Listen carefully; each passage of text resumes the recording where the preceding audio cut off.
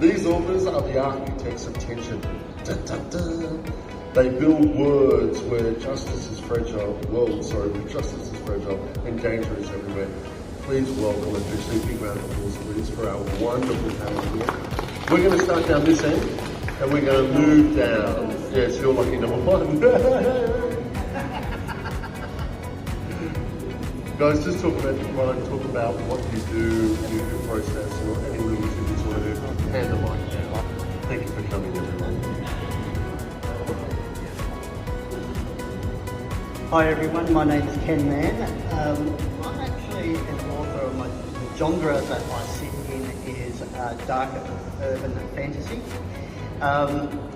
When Meredith asked me to sit on this panel, I did think, I didn't really consider myself to be an author of thrillers. But in recollection through feedback or reviews through Amazon, I have had quite a few that have described my books as psychological thrillers, which I never really thought would take too much of in terms of notice. But I'll talk about the books itself and how my journey did evolve. So I started writing when I was about 13 and sat in the field of poetry, like a lot of people who, when they do start off writing, I guess, from what I'm told at least anyway. Poetry itself taught me a lot in terms of rhythm, pacing, and also taking an image and giving it a real substance from a creative point of view. And I've moved forward with that in the writing that I do today.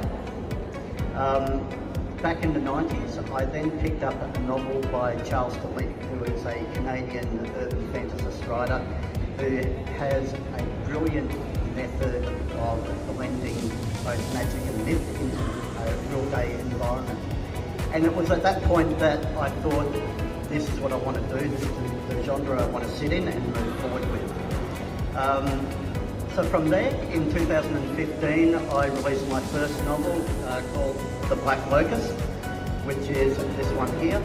And that follows the protagonist named Jane, who is a late teenager, growing up in a family with a long lineage of witchcraft or Wiccan history. And her mum passes and she's being raised by her aunt and discovers that there is a tree in the backyard which acts as a portal to a mythical world based on Gaelic mythology called Amana Black. And from there she discovers that there's an ancient force trying to draw her back into that world, and she has to lean into her craft and build upon that, forge alliances and to overcome evil, so to speak.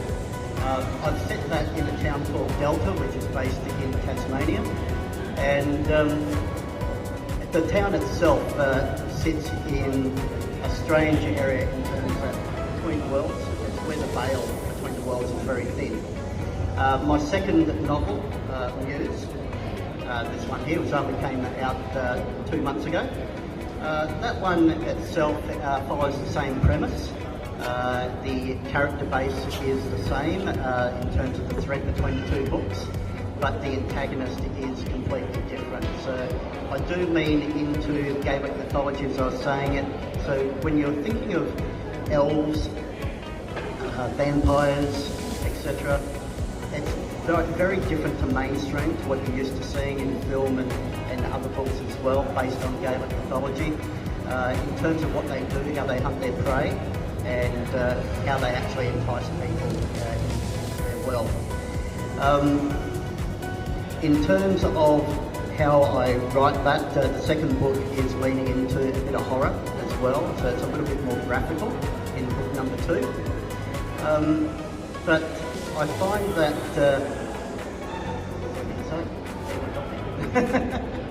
so from there, I guess that the world that I've been building is, although a series, and I'm anticipating to write probably 4 to 5 books in the series, with the antagonist being different from book to book.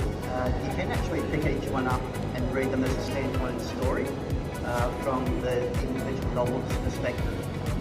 So what I tend to lean into is what my passions are. It's Gaelic mythology, witchcraft, V-dub Beetles. If anyone likes the old Volkswagen Beetles, I drive a 71 Superbug myself. So that's in there. I mix in a lot of music from the 80s, post-punk, gothic rock, The Cure being my favourite band as well. And I also do actually run a Spotify list that you can read the books and listen to the music at the same time if you're that far engaged, I guess. So something a little bit quirky and different. And I guess what ties the whole universe together is the magic itself. The magic is subtle, it's unseen, but it's in the corner of everyone's life until you actually choose to see it yourself. So thank you very much for your time, and I hope to see you over on the booth. I'm at number 30 in the corner. Thank you very much.